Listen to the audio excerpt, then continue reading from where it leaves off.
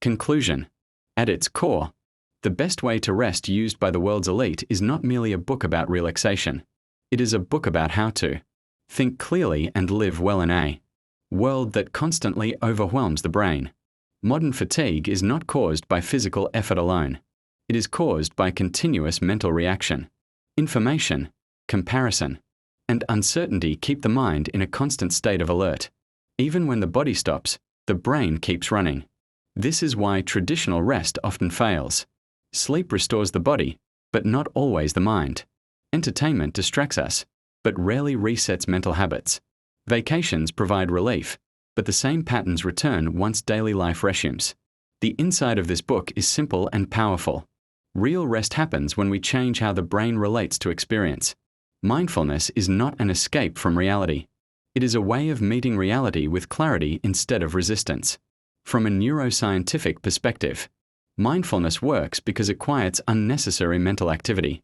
By repeatedly returning attention to the present moment, the brain learns that constant rumination is not required. Fear softens. Judgment loosens. Mental space opens. A rested brain is not an empty brain. It is a brain that is no longer controlled by every thought or emotion. This ability has real-world consequences. In business, clear thinking under pressure matters more than speed. In investing, emotional stability determines long-term outcomes. In leadership, self-regulation builds trust and vision. Even creativity depends on rest. A fatigued brain repeats familiar patterns. A rested brain connects ideas in new ways. This is why elite performers focus not only on effort, but on recovery.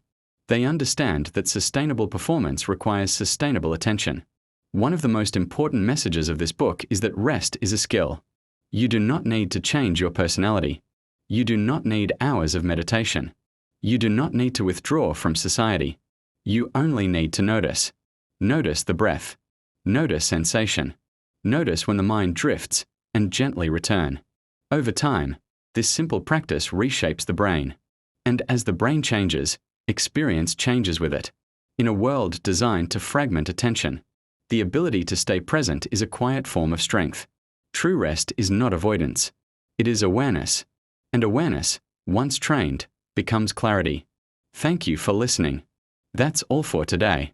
See you next time.